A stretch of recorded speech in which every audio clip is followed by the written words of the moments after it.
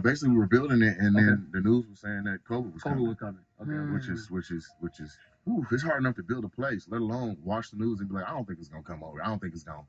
If you remember, Seattle's very first touchdown in the United States. Yeah. As soon as it was like, I think it was Everett, Washington, or something. It was like 2 hours north. I was like, oh, this is a wrap. So that might have been a blessing then. A few, some PPP loans. No, because you had to be open for like a year to get EIDL and PPP. Wow. Yeah, we had no help. You couldn't lie like everybody else. Man, I tried. I tried to create. I have an auto detail business. I have a dog grooming business. Are you shitting me?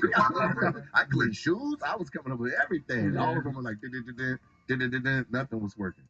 So no, we just fought on our own. We just fought it. You know what I'm saying? And survived. And so we were at the first location for 5 years. Now we're at a brand new location downtown on the Marriott block from Tacoma. But it's that's it. Like this is it. For my city, we're in the most peak spot, best location you could be, and now it's like we're thriving like crazy. But you're a veteran though. You've been doing comedy for like 26 years? 20, somewhere between 23 and 24. Okay. Yeah, for sure. I've been. That's what I'm saying. I've been at it for a minute. You know what? We've met before, and it's worth me talking about for a second, Charlamagne. So, I was working with Jesse Collins Entertainment as a crowd warm up. And they did this show, Hip Hop Hollywood Squares. Oh, and, yeah, I remember that. Yeah, and Jess was the square, and DC was the square, and other like cast members from Wild 'N Out and stuff were squares. That's when D-Ray was hosting it? Yeah. Okay. And I really wanted to be in a square. Like when soundstage would be empty, I'd be sitting in a square.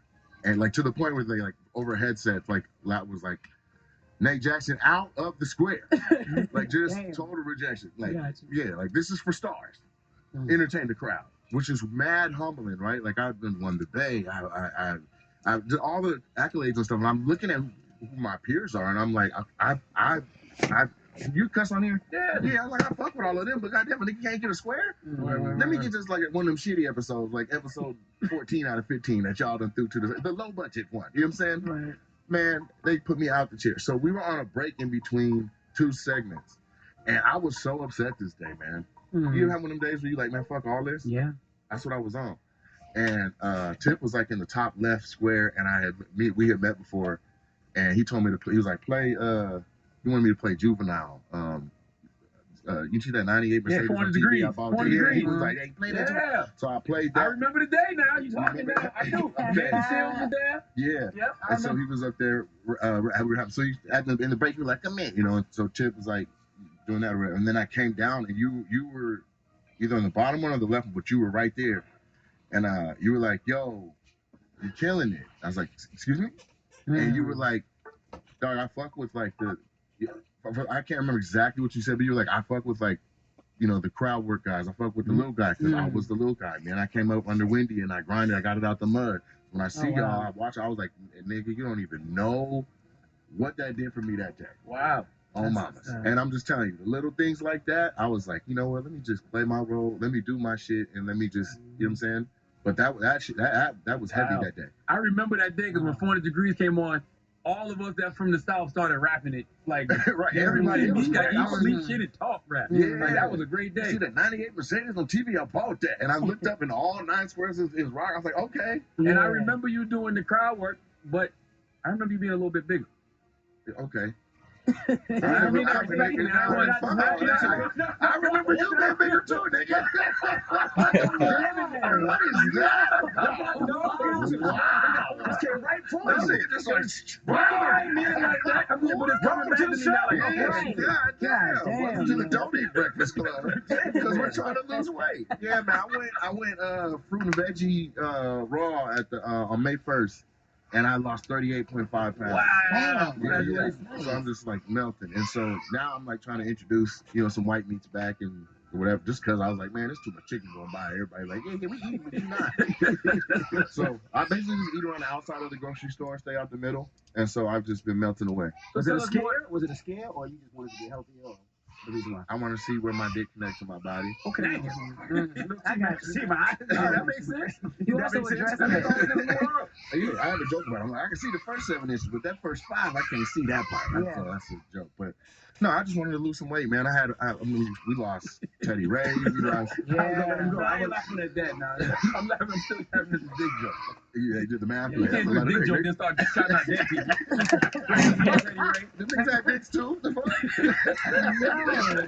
Anyway, So I was in for a second, not back that, but rest in peace to so and so. Right. Man, but you know what? I noticed in your special you talk about it a lot and eating. You got a lot of food jokes or whatever. I did like 4 minutes of just break the ice. Yeah. For sure. You know, And then they're like, right "Oh, at the that's what top. we're gonna take for the national clip. That's gonna be your trailer." I'm like, "Oh, okay." So now I'm okay. What about all the other stuff I said?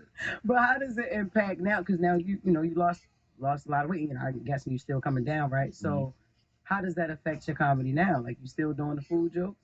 You can. I mean, it's not. I had food jokes, but it was more about weight loss jokes and temptation. And you can have that at any weight. You know what I'm saying? Like it was crafted where I was like, I think I'm losing weight, but I can still get these jokes off. You know what I mean? But at the end of it, I write a lot, and that's what the crowd work is. You're writing on the spot, so just switch it up. Is there anything that you stay away from? Like, because I feel like the world is so sensitive now. Like, you say one thing, we're going to cancel you. Is there anything that you stay away from, or you like, fuck it? I kind of am with everything, but I will tread lightly around, some politics stuff. Because they've just been it's so magnetized, At a point, people are like, I don't even care what you're talking about no more because he's obviously not. I'm like, man, just chill out. I want everybody to laugh first, right? That's why it's called Super Funny. That's the theme of the show. Love hard, eat good, and laugh to your fullest. So that's the thing. That's what it is. Do you think people dive into this? I was gonna say, do you think people miss the funny in things because they want to cancel you? They are looking for something to be hurt or affected by. I remember one time you just laughed. It wasn't. It could be a black joke, a white joke, a gay joke, a straight joke. It didn't matter. If it was funny, it was funny. And now I feel like people look for something to be like, I'm gonna cancel you off that word right there, Yeah, depending on the words, but yeah, or the term or the joke. I think it depends on how you saying it, right? Like what I can stand the least is when a comic takes the time to craft a beautiful joke, and I mean a beautiful joke where it like meanders and then you get hit with the punchline, and then you still be like, but the topic was better. Hey man, chill out. That's a good ass joke. Yeah. Also, I think we're shifting back from, and I don't want to say it on a platform so big that people are like, oh, you think we won't cancel you too? I don't need that smoke. But I'm just saying, I think there's been a shift since 2019, 2020. You know what I'm saying? And so there's been some pushback. People like Schultz and people like Chappelle that are like, man, fuck all that. Comedy first, then we'll talk about what's next. That's the key to that, though, right? Like, if you are gonna say anything that's gonna be even a little bit controversial, it has to be funny. Have to be funny. So people can't be right. It gotta be so funny to the point where they don't even want to cancel you, man. That is funny. Right. Yeah. I had a joke about a Vietnamese car dealer, and I know it sounds ridiculous, but I'm from Tacoma, Washington, and we kick it with the Vietnamese, Cambodians, Samoans, black people. We all mix. And so when you go gamble, the dealer gonna be Vietnamese. And they were teaching me words, and so I started picking up on the dialect and be like, "Oh my," and stuff like that. So I had this joke. What does that mean? That means fuck you. And so I picked up on that. This is "Uma" is fuck you, and "Umaime" is fuck your mama, and then the Cambodians, they be like "Kabeoma" or something like that, and that means like pussy ass. So they say that a lot. And I just started hearing it, not knowing what it was. I'm like, why y'all keep saying Duma? What is Duma? And they're like, oh yeah, I mean fuck you. I'm like, what the fuck? So I wrote a joke about how I had found out, but I put it after I hit a jackpot. So basically she was calling me Bow Bow, which was my interpretation of her saying nigga to my face, and I didn't know. So I slowly revealed that they've been being racist to me, and then I get her some get back, the dealer, and I said she acts black. So I said, well, okay, you act black then. And she's like, I don't know my father. I'm like, bitch, that's not. What the fuck? I was listening for an accent. What are you supposed to sound black? Damn. Go put that blanket back. I'm trying to act like that right now.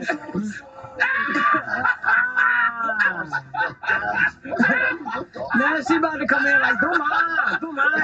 That's messed up. That shit triggered her. I'm so Damn. sorry. Man, I was watching one of your specials before, one of your crowd work specials, man. There was a fat dude in the crowd. The fat dude named Big Mac, that do security. I don't know if you remember, but the dude was like, he said something to you, and you was like, Don't get mad at me. I'm not the one who fed you. I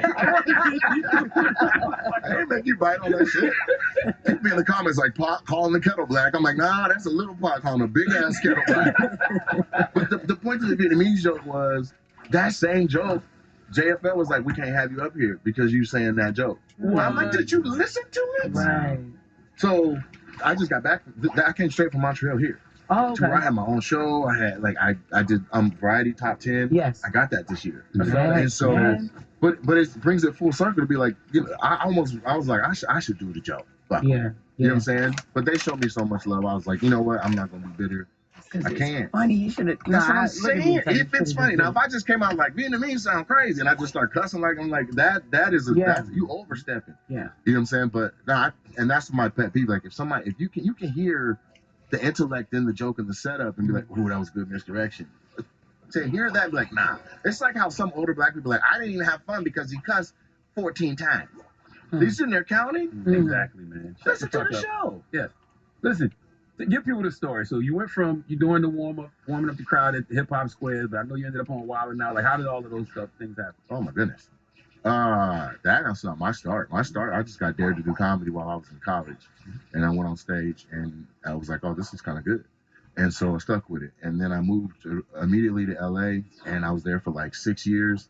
And then I was like, I need to go home and stack some bread. So I started like 12 shows and then I combined it into one show. And it was like the biggest show. It was like Thursday night. It was like 420 people for like 8 years. It was massive. And In Seattle. in Tacoma. In Tacoma. Yeah, downtown Tacoma. And it's really like 80 people every Thursday in case the IRS is listening. So it was like, it was hella. But then I stacked and came back. And so then different opportunities started to kind of come together. And so I had an opportunity to work with Jesse Collins Entertainment. And that's how I did the crowd work. And I think it was just a plug from D-Ray.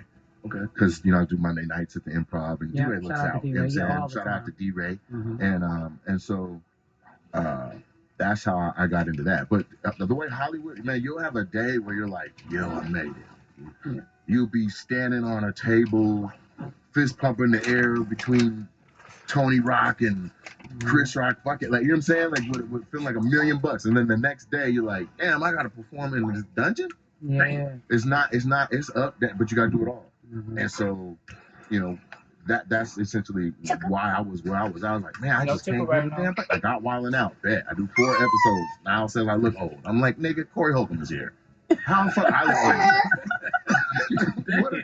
And no shade, bro. I'm just saying, don't say I look old, nigga. I've been I said you look old. no, like I waited to get on the show for 6 years. Yeah, I look old now. What the fuck? Give me a part of my hair. Let me rock. And then every game was rapping. I'm like, nigga, we can't just do no old school Right, or you just be regular funny. jokes, right. Nigga, they would have a game. Come on, like, Spencer, all right, watch out. You gonna roast this thing? We're like, But you bet. gotta All the time. rap. It's like, hell yeah. Nick be in the corner like, you know what he needs? Bars. They were like, fuck. Just get out the way. Charlie Clips, man. Go ahead, man. God damn. Here comes Justina. Go ahead, man. Yeah. I'm like, that's not my bag, nigga. I'll learn it, but that ain't my bag. You only did 4 episodes of Watch Wild 'N out. Out? Yeah, but they were big ones though. Spencer, go upstairs. Go upstairs. I did Erykah Badu episode. We did. Go 'cause I can upstairs. sing too. So we did the Revenge of Tyrone, where she did the follow up to Call Tyrone, and then I did the Travis Scott episode, and then I did the one where the dude had hella kids, but then he said we can't talk about the kids. Nick Cannon? No, it was somebody with more, I think. Damn. Cromartie. Oh, Antonio Cromartie. Yeah. Oh, wow. That's all we want to talk about. Like, you got 1 million kids. He was like, anything but the kids. We're like, well, then go home. Because Right. yeah, so I did some good, you know what I'm saying? And so I was like that. You know what? I think the reason I only got the 4, and I'd like to say this on this platform. On the Erykah Badu episode, she came and she was like, yo, let me meet the people I'm going to be on the episode with. And me and the 85 South guys all stood around on the sound stage with Niall. And she's like, here's what I think we should do. And Niall ran down the games. Here's what we're going to do. Freestyle from there. She's like, okay, I'm going to my dressing room. I want one of the brighter ones to come with me. Now I'm standing up there with 1 episode under my belt. She's like, what's your name? I'm like, Nate Jackson. She's like, you tell me what's going on here. And I was like, I was like, hey, Carlos, can you come with me? So I grab Carlos, we go down. She's like, there's going to be a part where I go down to my knee and I'm singing real hard. I want you to put my jacket on me like James Brown. I'm going to throw it off and come back like a phoenix and I'm going to kill it. I'm like, bet. That part of the show happens. I walk out. I put the thing on her. Everything happens as planned. After it's over, execs come up and they're like, "Who the fuck told you to walk out?" Sorry, what? Wow. Erykah Badu did. Erykah Badu told you to walk out? Yeah, she said throw the thing on her. Why do you what? You thought I just came out the I know I'm barely welcome here, nigga. Why would I mess up your million dollar moment? You know what I'm saying? And so that's when it was like I was on ice. But it only takes But the show is improv. So even if you did do that and it worked, who cares? Come on, man. Put the other hat on. You exec. You put your bag into Erykah being on episode. Yeah. Here come one of your little niggas doing anything in frame. That she asked to do that. Oh, specifically. And I even remember being like, somebody was next to me. I was like, "Hey, she said to throw the thing. You want to go out?" And they were like, "Well, no, man, I don't want to go." I was like, "Okay." Well, she asked, like, I'm not gonna. I don't want to not do it. Then after she like, "Where was the nigga? I was waiting." Man. Did you at least tell Nick? When? Nick is like Batman. Nigga, you see Nick there, and then motherfucking ninja smoke. Nigga, hello, Nick? When the last time you seen Nick, Jay? Playing cards on the internet. I have not seen that nigga in person. He's just in a garage doing upside down sit-ups. You don't never see Nick. He got too many shows. That nigga was shooting 6 shows. We were shooting Wild Out. That's crazy. I could not believe, bro. He shot like a vlog, a Jesus and Meryl thing. He shot Wildin' Out. Then he went to AGT. Then he shot a car show. Then I was like, this nigga is tired. Yes. No, see Nick. When? Now, with see him. the success of social media for you, how did that affect? Did that happen because you planned it out, or were people just taking clips and you were just like, "What the fuck's going on?" No, man, I've been grinding for a minute, and so that's what I was saying. When I had the Thursday night for so many years, you could come to the Pacific Northwest and be like, "Okay, there's a guy up there that got the sauce," right? And so what happens a lot of times is somebody's further in their career than you. They'll be like, "Let me just get a little bit of that and take that with me." So there was a lot of my recipe out ahead of me before I had the exposure. They were stealing your stuff. You know. They were stealing your stuff. They were Hey stealing man, I don't want to call nobody no thief without them here to defend themselves. You know what I'm saying? And also to be choked or whatever happens after that. But the thief ain't gonna never admit they stole those. Nope. They don't have to. There's ways to catch people. Yeah. All I had to do was wait, be patient, work hard. Like you said, the Netflix special speaks for itself. It's like watching Elvis for years, and then you see the dude who showed him the legs. You're like, oh, that nigga got the legs. Yeah. You know what I'm saying?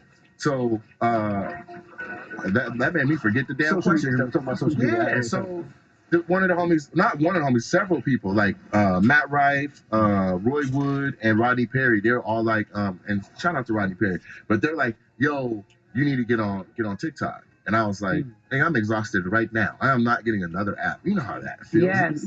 Yes. Right. We're like, hey, get on Do the Boom Boom. You're like, I'm not getting on Do the Boom Boom, nigga. Like, I'm done. I'm happy with my IG setup. My Facebook shit cool. I'm not hiring a nigga to put me on Do the Boom Boom. And that's how it sounds when you first hear it, because it's always a, you know what I'm saying? Something else Like, you gotta do. Do boom boom. Yeah, it's popping, nigga. You on the T app? Right. Now they got my house address and my goddamn. You want a T app? No. Not that I know of. My God. Not that I know of. Unless somebody posted me Let on me see there. if Nate Jackson on the T app, man. I'm not on there. Neither is Kurt. I didn't say I'm sorry.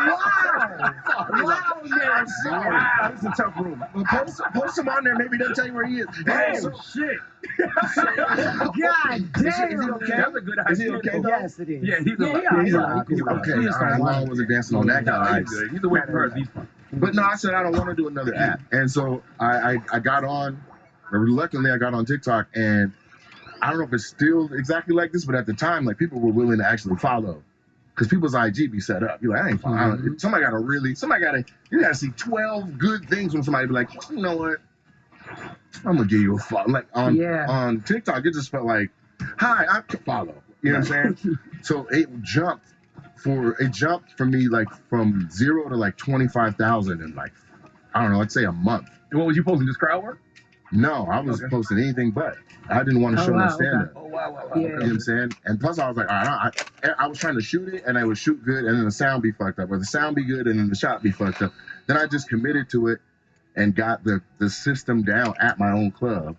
And then I was like, okay, now I can consistently do stuff. But at the time, there was no apps for captioning or AI, so you had to actually sit there and transcribe yourself. It took 3-4 hours to do a 2-minute video.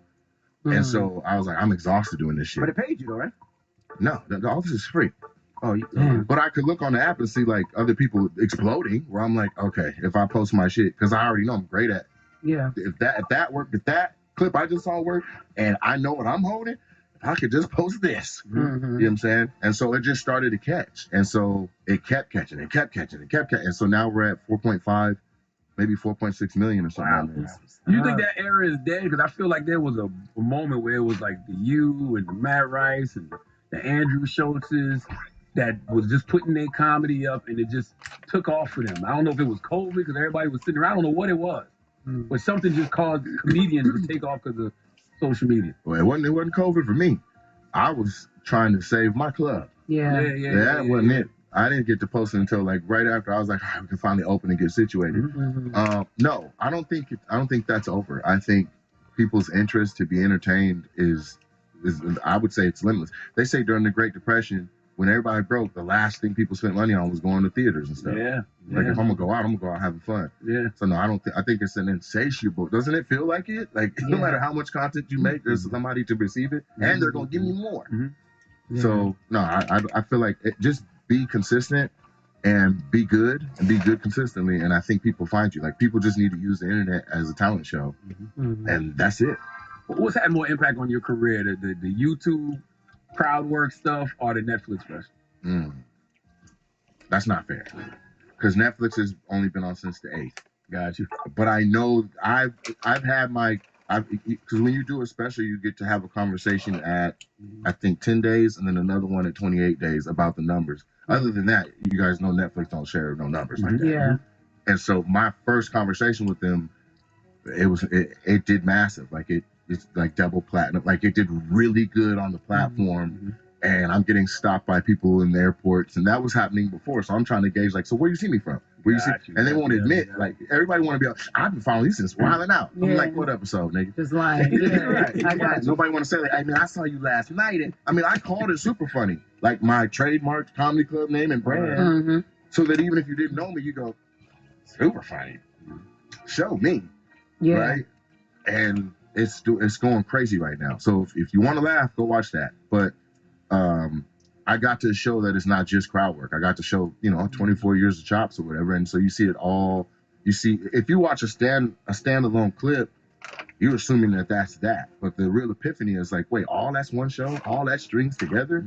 All that somehow, and stand, and he's doing some singing, and it like. So I wanted to just give everything in my toolbox and throw it out there, and we caught it. And it's risky. It's risky doing crowd work on a, that Hell shit was yeah. $246,000, and I'm gonna go up and I don't know what I'm gonna say. But you get Comic View and they're like, we want your jokes in paragraph form. You know every single word. You gotta write down your little 5 minutes and send it in, and they approve it. But for this over $250,000, I'm like, man, just press record, nigga. We're gonna see what happens. And we caught it, but it was risky, and it's risky every time you do it because you're in charge of your set, and then and you go on a certain cadence, and then you slow down to be like, so tell me something about yourself, and now they all then fuck the whole groove up. Yeah. You know what I'm saying? And so, but I went for it, and what you see on Netflix, we caught it. Yeah. You know what I'm saying? How did that come about though? How did Netflix end up placed? Lane.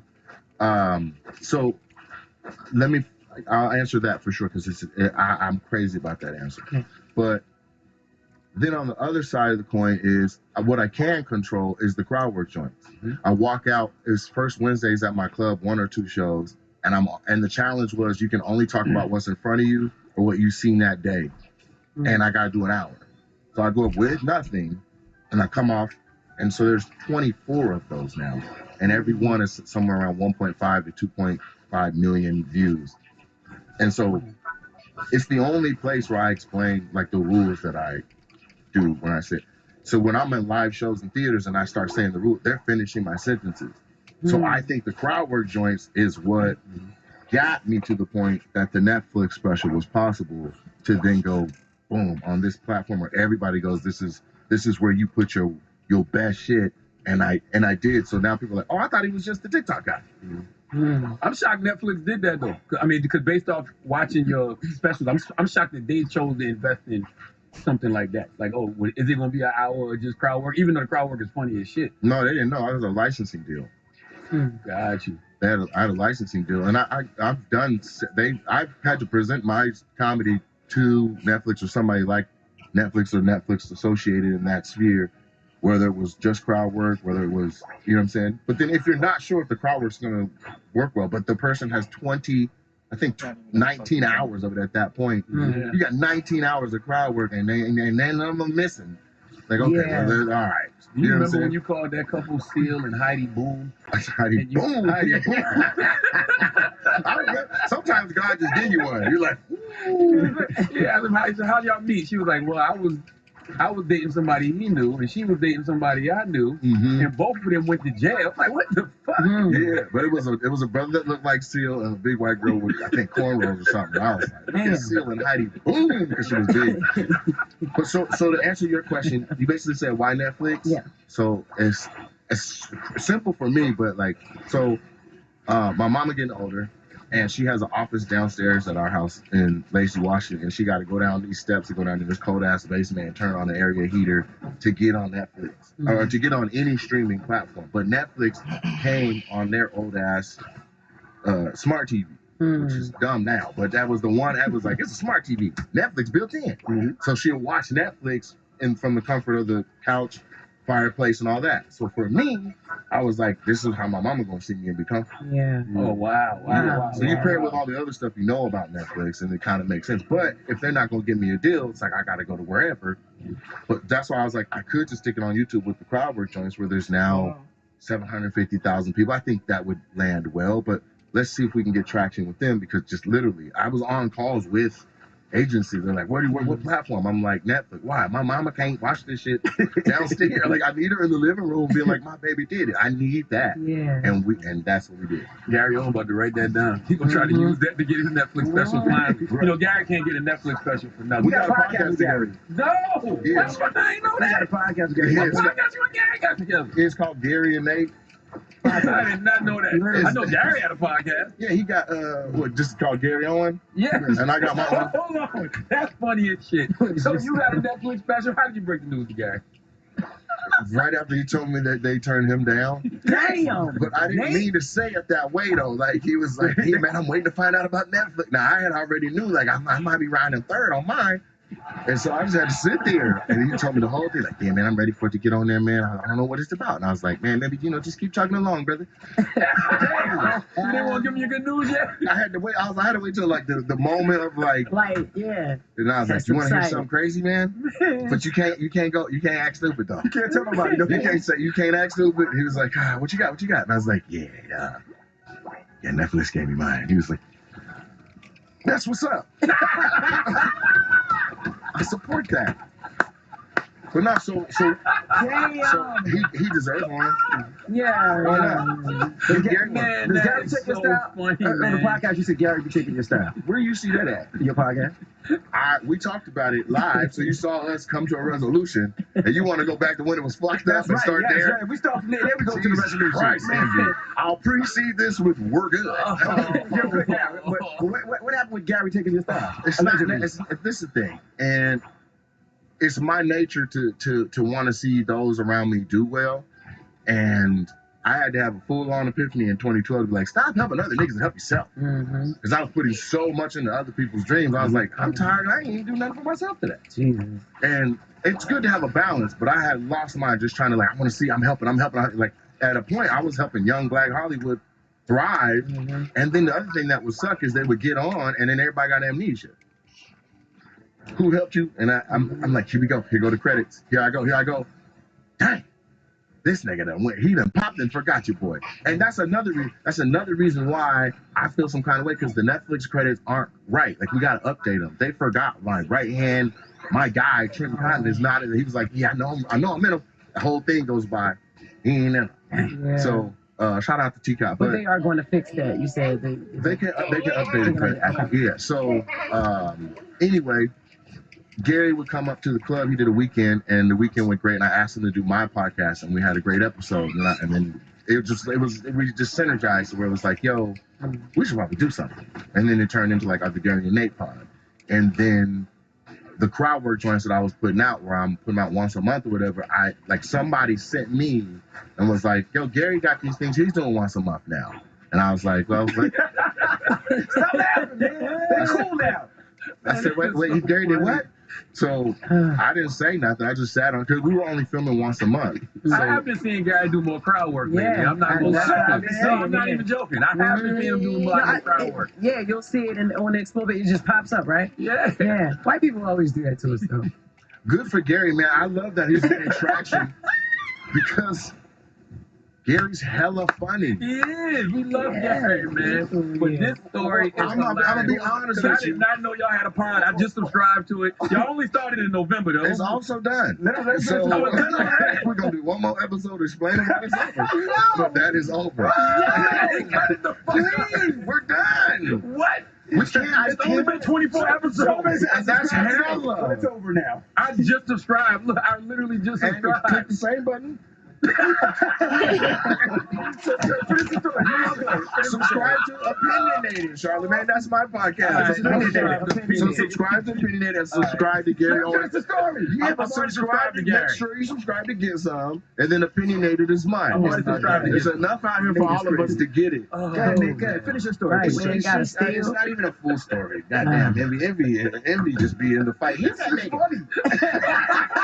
Envy in the back. You ain't gonna do shit. You ain't gonna do shit. That's what you do, Envy. You just poke the bear. He is the Instagram. Listen, I rock with Gary. I have no malice. You know what I'm saying? And so he good. But it's just and so I have noticed that as I'm up in the Pacific Northwest fighting for ways to be an innovator and stay relevant from way the fuck up there and off the grid, that sometimes people come up and they're like, oh, that's the sauce. I can't protect that. Whether he comes close to me and does it or stays away from me and does it, if somebody sees an editing style or a wave or I don't know, a dress or a way somebody walks and talks and it's working, Astros jersey. Go ahead. there's nothing you can do. He from there. Mhm. Well, he's from Ohio, but Ohio. he lived. This nigga Envy is wild. son. He's literally saying every point of contention from when we argued. At the end of the day, we only were recording first Oh, Monday. you said that to him? You said you ain't wasn't even wearing baseball jerseys. You told me. You said to him? Yeah, and then Gary was like, "Nigga, look at me at my wedding party He wearing said, my "Nigga." jersey." He said, nigga, look at me. Now you know, goddamn well. Thank man. But Now you be up here like a week. Nah, a week Gary later. gonna Gary say, always come up here by the way. Gary's solid. He's not finna be saying nigga and all that. Yeah, For anybody yeah, that's yeah, wondering yeah. where I'm at on it, he good. Okay. Yeah. Now, But y'all just not doing the podcast no more, but y'all good. no, I can't. It's because we do first Mondays, and so he'll come up and do the club, and the door deal is what makes it worth coming up. Then we record 1 or 2 or 3 or 4 episodes in one day, or 2 and then 2. Oh, okay. And it'd be my only 2 days off for maybe a 14 stretch of road gigs. I'm like, Gary, I can't do it. So That's I'm doing a comedy festival the 11th through the 17th because my birthday is the 14th in August. Mhm. And so he's gonna come up and he's gonna do Monday the 11th, and then we're gonna do one more episode just explaining like we're just busy. Yeah. Where's your comedy festival? Is in your hometown? Yeah, it's in Tacoma. Okay. Yeah. So and we got Tony Rock anchoring the weekend. And then, so Amazing. Gary will do the Monday. Then I'm gonna do a Nate Jackson Presents on Monday. It's one of my concepts where it's like I'm hosting for 35, 40 minutes, and then all the acts just come out the door. You don't know who's on stage. Oh, Kind of like This Chocolate makes, Sunday. You know Yeah, who's on the show. yeah. this makes so much sense because I was listening to Gary's pod like last week, and I was wondering why he was just going in on people who do crowd work. He was like, people who do crowd work are lazy and they don't really know how to write. But You now said that? Gary on his pod. That sounds made up. Mm. That sounds made up. Oh yeah, I did make it up. It's true. Hey, yo, you're crazy. I'm so glad.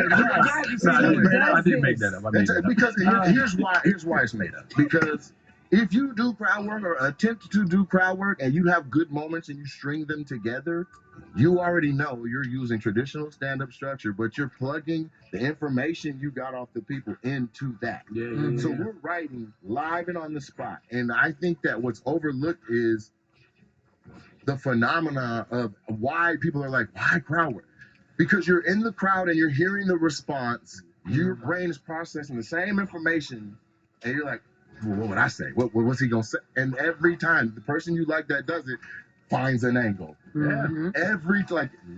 That's why. It's So, actually funnier. It actually shows that that person is funnier because it's not something that he actually pre-wrote. It's like in the spot, on the moment.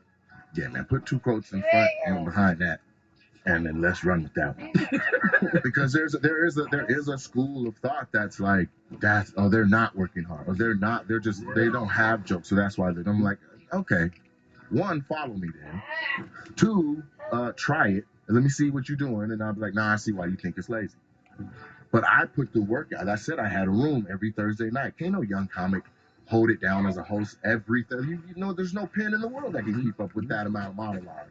So I just started going up with nothing and fucking with people, and it was not good.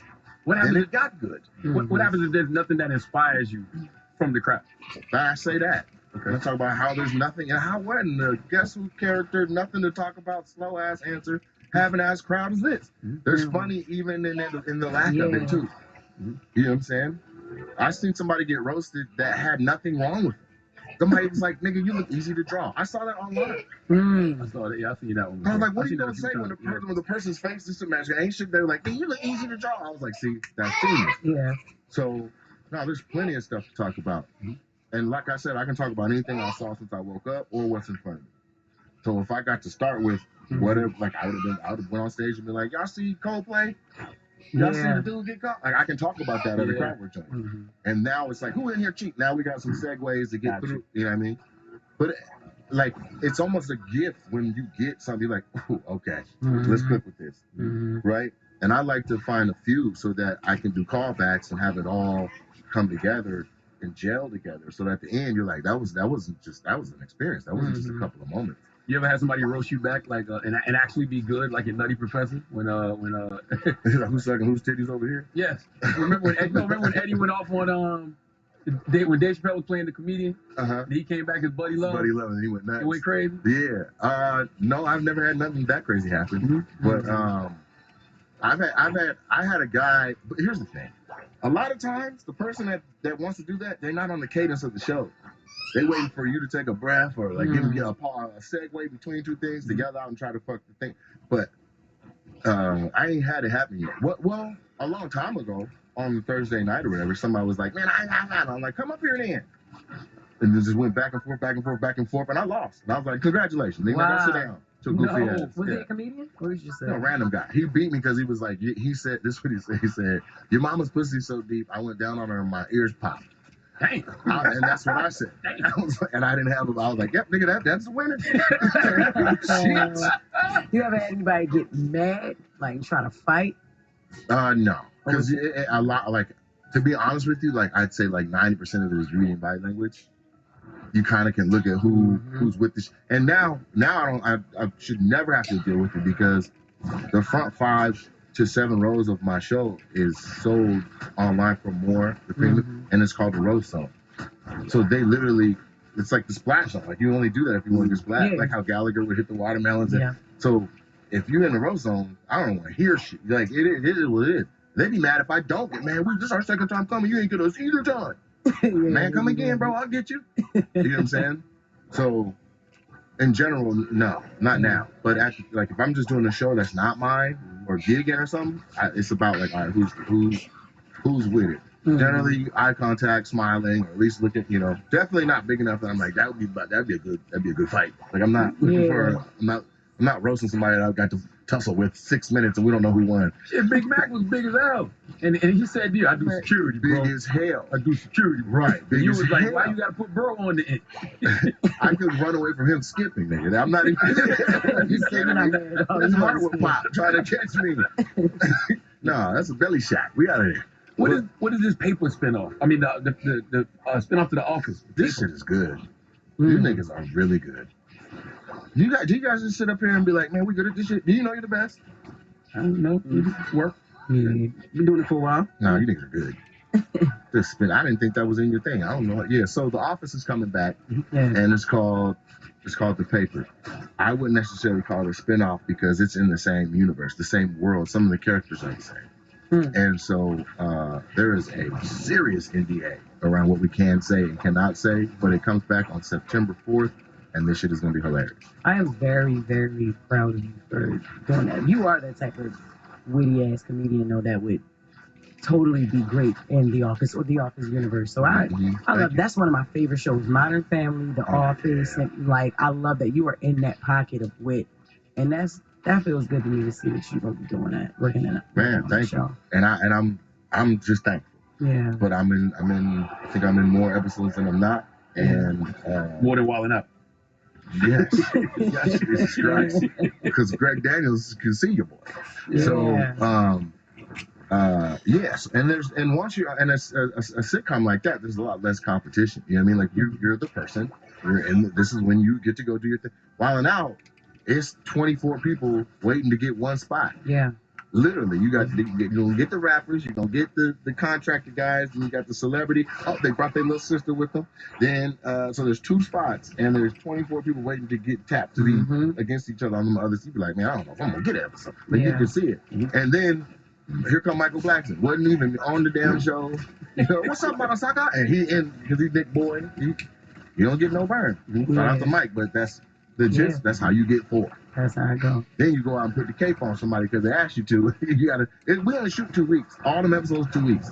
So I'm in trouble for 3 days, nigga. That's devastating. But the beauty is when you blow up, like the way you're blowing up now, like they'll invite you back and act like you got your start there.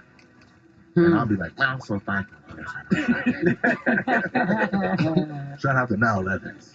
But the paper is not a reboot though. It's a spinoff. I mean, I don't know what the right word is. You can't talk about it.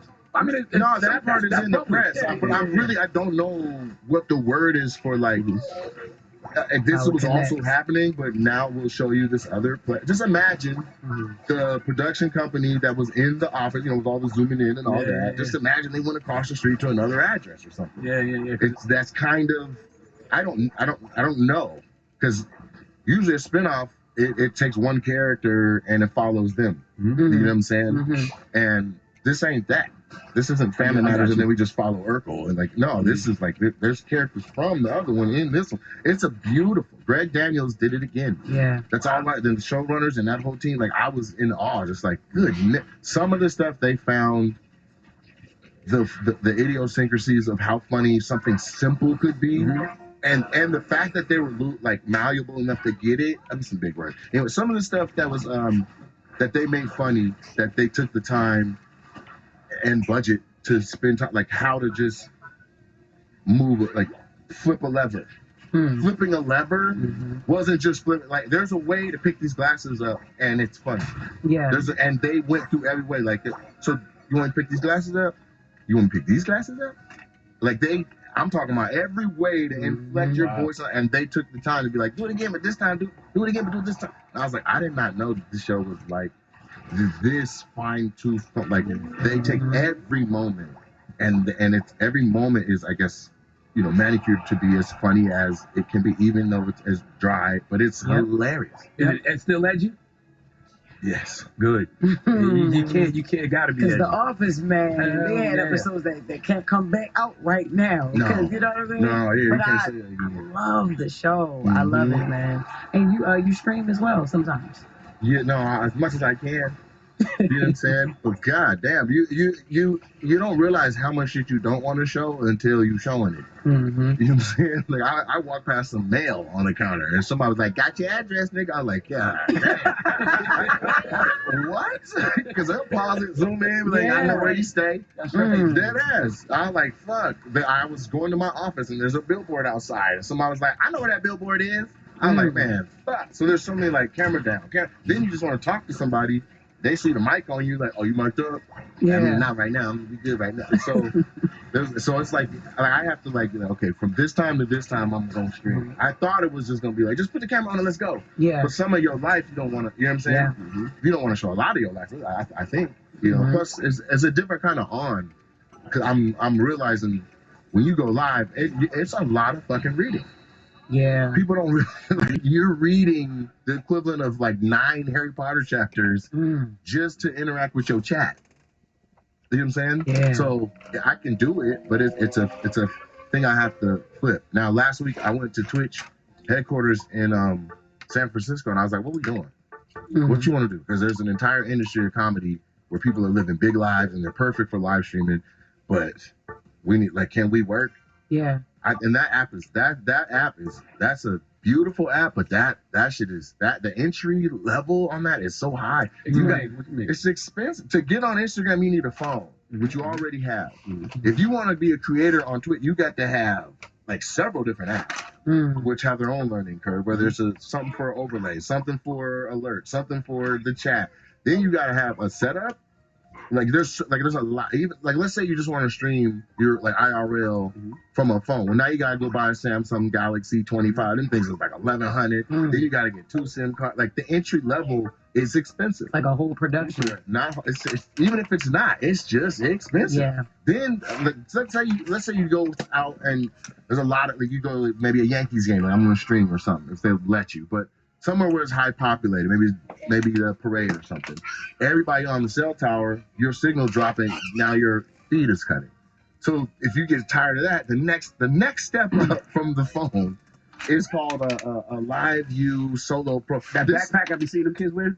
So no, there's a backpack or like a Wi-Fi in his back or something? Yeah, so there's like 2 or 3 modems or something. That shit is like $6,000. So you telling me just to stay on the app and stay like it's like that? Who got that? What young creator just got 6,000 sitting right there?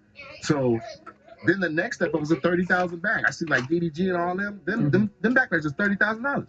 Oh, that's the backpack. If it's blue or something, or hot green, I think. Hot green. That bag is shit $30,000. So it's a real investment. You make really Not even, but you does it pay? Yeah, if you But how pop long? it. You Yeah. ain't How got top long? hard. Wow, it pay. How long do you have to be on those sites in order to make the money? No, you go as soon as you go partner. I made partner in 4 days. And if you got How do a you make partner?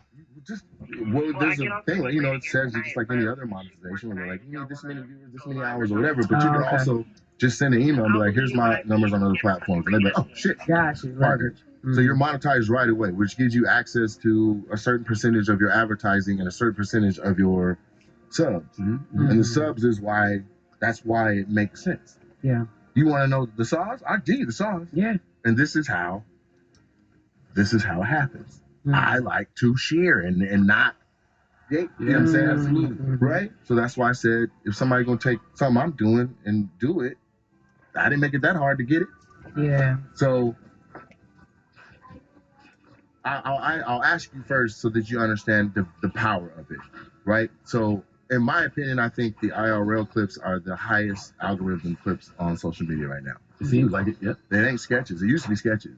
Now it's like, what do you remember from the BET Awards this year? Kai and Exactly. That's Damn, a I clip. always say Kurt Franklin. That's a clip, right? What do you remember from Shane Gillis at the ESPY? his monologue, Which was a clip.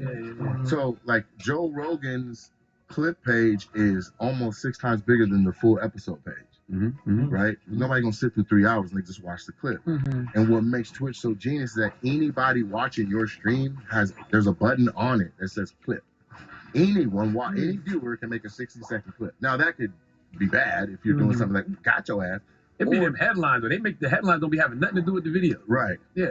It be got your headlines, and you watch the video like that didn't happen. You didn't say that. Yeah, I saw something they were like somebody curves Christian, and I watched it and I was like, that shit ain't even happening. She was just having fun. What the fuck? But if you know that that's what it is, then now why not be strategic then? Yeah. You don't got 8 hours to stream, you got 2 hours. So in that 2 hours, I'm gonna go here, I'm gonna go there, I'm gonna talk to my brother, my son, or my whatever.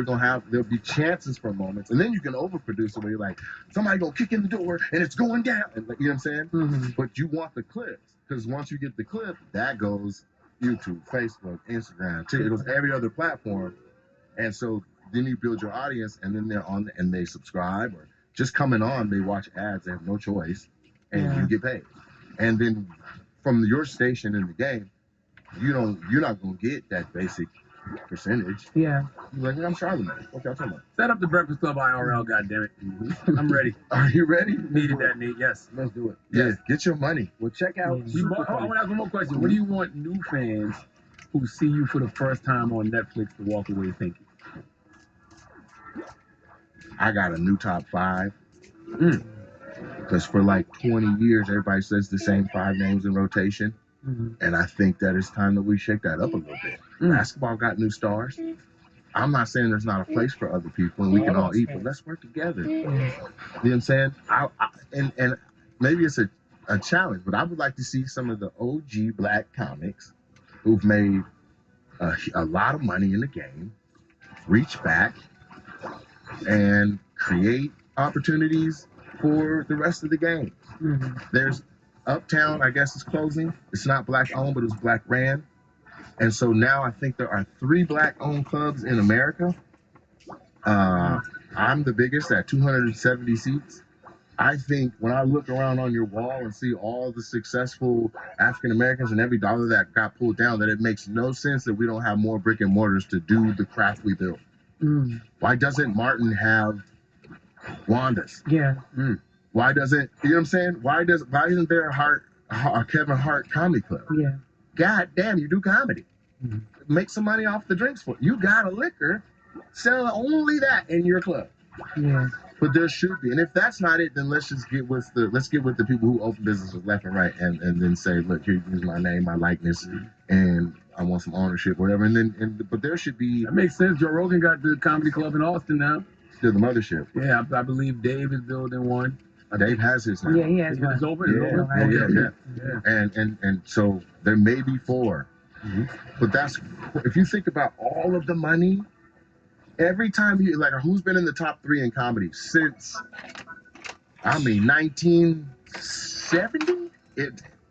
The majority of the top 3 top gross earning, I'm not even talking about whether you like them or not. I'm talking about highest grossing actor of the year was black. Mm-hmm. Whether it was Richard Pryor or Greg Fox or Cat or Mike Epps or Kevin Hart or Martin or and if it wasn't one, it was an entity like Kings of Comedy or now 85 South. Why? Let's get the 85 Comedy Club. Mm-hmm. Let's expand and grow our industry, because if people want to come to shows, Mm-hmm.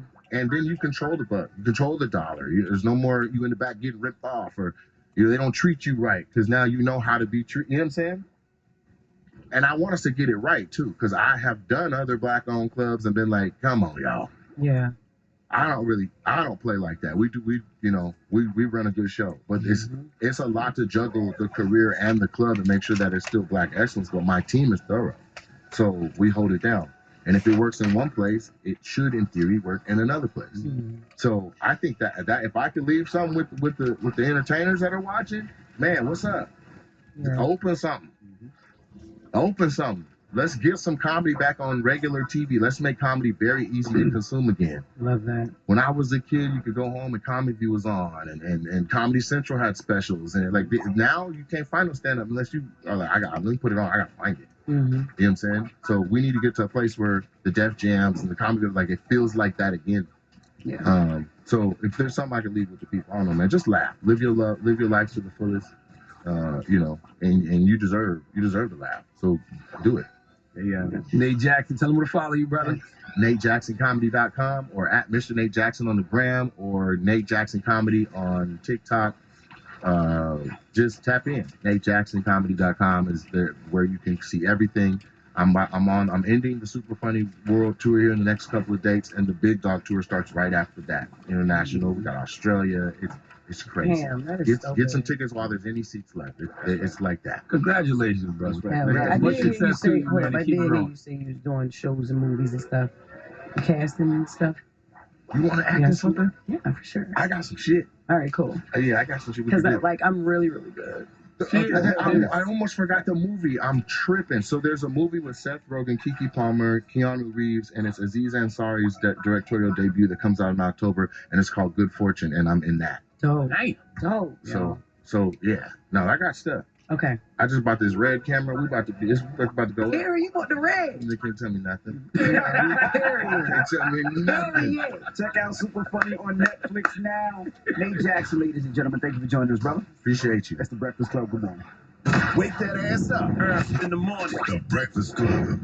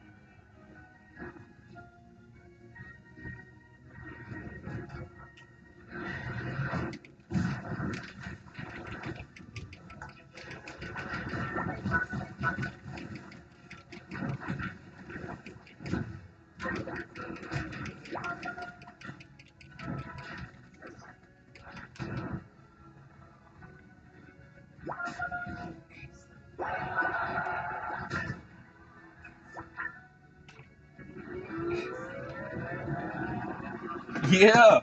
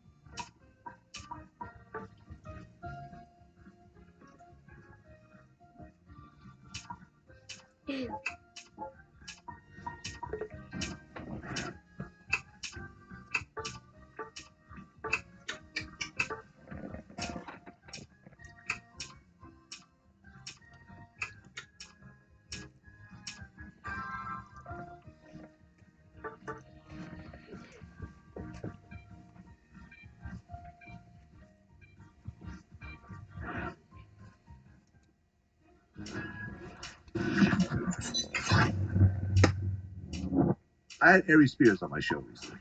Mhm. And Aries, who's primarily a comedian, has also done some acting roles.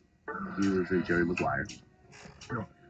And also he was like one of the leads on Mad TV for a long time. And he feels that a lot of rapper actors have no range. He named 50 Cent, Ice Cube, Common, and DMX. You talking about rappers that can really act. People say DMX, Ice Cube. Yeah, Ice Cube was the other one. Yeah, so how far do you think it is for street niggas to play street niggas? If Ice Cube did a movie where he played a doctor and then did a movie where he played a lawyer, what would be different? Now, my man, comedian Tommy Chung had a great joke where he goes, Ice Cube is a guy at colleges. All right, Miss Johnson, I looked at your chart. Now get up on that thigh. And it was so funny because I'm going, that's what it would be. You know, somebody else said in the one movie, and I forget the name of the movie, but it was a movie with Sylvester Stallone where he and Arnold Schwarzenegger ran glass prisons. And 50 Cent played a computer hacker. And somebody goes, man, what about 50 Cent? He played a computer hacker. That's different. I said, you put glasses on a nigga and now he's a computer. Because he's nerdy with glasses? Get the fuck out of here. And listen, if you got the range and you got the ability, hats off to you. Would you agree or disagree? Acting range, yeah, I gotta agree with him, even though could ruffle some feathers there. But I mean, a lot of times they're hired to play basically their Themselves. persona. Yeah. And you've acted with DMX. Mm-hmm. Have you done work with 50, Ice Cube, or Common? No. Okay, but DMX you have. And I mean, you can't Well, like argue. I'm sorry, brother, but Ice Cube, I don't know if I'd put in that same category. Well, because you can do comedy. Oh yeah. But I feel like these days, well, okay, he does comedy and he does action. Yeah, I mean, yeah, he's a straight man. He's a great straight man. He's done some really. I mean, that's actually a good point. very Yeah, comedic. I didn't think about that. Yeah, he's more known for his comedy roles. Yeah. Boys in the Hood was cool, And but he's Boys in more the known for Friday. Yeah, but he turned in hella dramatic performances. Has he? Yeah, Boys in the Yeah, you're right. Yeah, but Boys in the Hood. You're right. Higher Learning. Is it Higher Learning? Yep. No, you're right. Yeah, yeah. So I would damn sure take him off that list. Okay, I agree. Yeah. 50 does some acting, but he's really more behind the scenes. I really haven't seen him in many things. Yeah. Get Rich or Die Trying. He's in Power. Yeah, I've never seen. I think he's been a computer hacker, but every thing's like you put glasses on anyone, they'll look nerdy. You know what I'm saying? Yeah, I'm limited. I haven't really seen him. Have I seen? I think I saw Get Rich or Die Trying. I think that's the. I think what Aries is really saying though, and I think this does kind of pertain to Ice Cube as well, is that when he says range, it's an actor that you forget is the real person. You want to anymore. forget that he's like a Daniel Day-Lewis will transform into a totally different human being. Mhm. You forget that Lincoln is actually Daniel Day-Lewis. Mm-hmm. There's certain actors that like Leonardo DiCaprio. Yeah. Eating Gilbert Grape and so you forth. happen to be mentioning the all-time greats. No. You happen to be mentioning actors who are very eclectic and very have unusual range. But I'm telling you, the majority of actors play themselves. Is that you in your case?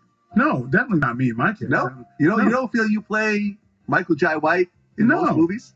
I very rarely play Michael Jai White. I feel like myself. Oh, what's the role? The person that I am right now? You don't usually see in movies. Okay, well, I don't know. Yeah, well, I don't know. More now, but I'm not. Outlaw Johnny Black, my friend Michael. Pretty much. I seem just like that character. More or less. Okay, that's that. More or less. Agree to disagree. I don't feel it's a huge stretch. You're playing a tough guy in a Western movie. Do I seem like a tough guy right now? You don't seem like a soft guy right now. Yeah, well, am I playing that? So the thing is, I'm a very eclectic person. Like, okay. If I don't want to be talking about my range or whatever. What's the most out of character role you have ever played in a movie? You should look at my acting reel. I'm asking you, what's the most? I've seen most of your movies. Well, what's the most out of character, far from who you are role that you've ever played? Well, I played. Man, there's a lot of really eclectic. Name it. Well, I forgot the character I played. The most out of character Michael Jai White role. Okay, yeah. 2 Days in the Valley. I don't know if you ever saw that. I didn't see that. Who do you play in 2 Days in the Valley? I play a very flamboyantly gay character in that movie. Okay, well there you go. Okay. You've actually dispelled my point. Right, yeah, but there's when I get married is not the same dude as Spawn. It's not the same dude as Tyson. I'm not even me in that. Like, I do different roles. I feel you. You know what I mean? All right, fair enough. But you do play a boxer. You do play Tyson. You are playing a boxer, and you were a martial artist before you played him. So that's not. That's exactly the same. It's not a huge stretch. Not a huge stretch. Not a huge stretch. I'm playing a different human being that everybody You're fucking always playing knows. in every role. You're playing a different human being. Yeah, but Unless you're doing a biopic, do I it's seem like always a Mike different- Tyson sitting here? No, but Was I believable as Mike Tyson? yes. Even Okay. Mike Tyson said so. Yeah, well, that's not just because I'm a fighter. That I happen to have a physicality that I can't change.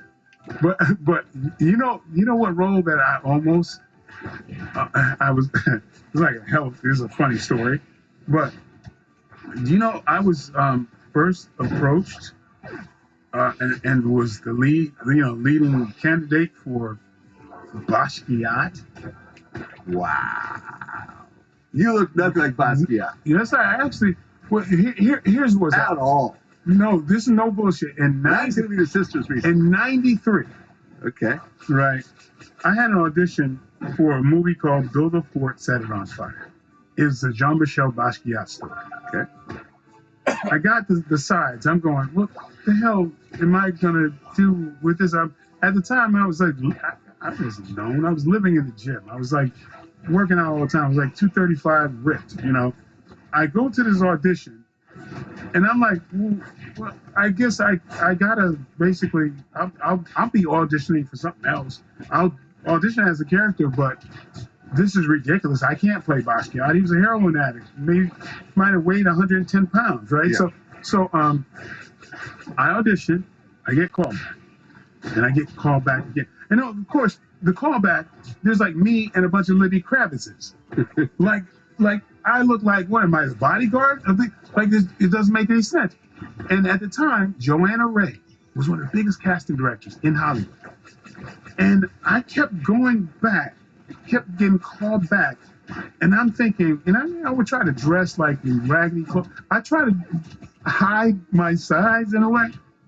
And I'm going, why the hell do they keep calling me back? And I ended up, one of my last auditions, she gives me a videotape of Jean-Michel Basquiat that a friend of his gave her. It was a birthday party. And so she says, look, you're doing such an amazing job. I want you to look at this and study it. Yeah, I took it home and I was like, oh yeah, the guy's like this big. This feels like a prank. You know what I mean? I come back, my agents, man, they love you. You're the lead. You're like, what? Now I'm reading with other people. And I'm reading as Basquiat. And these famous people I'm reading against. And I'm like, this is the most fucked up prank in the world. Do they not see what I look like? Yeah, I did have I felt like a good grasp on the internal of what this character was.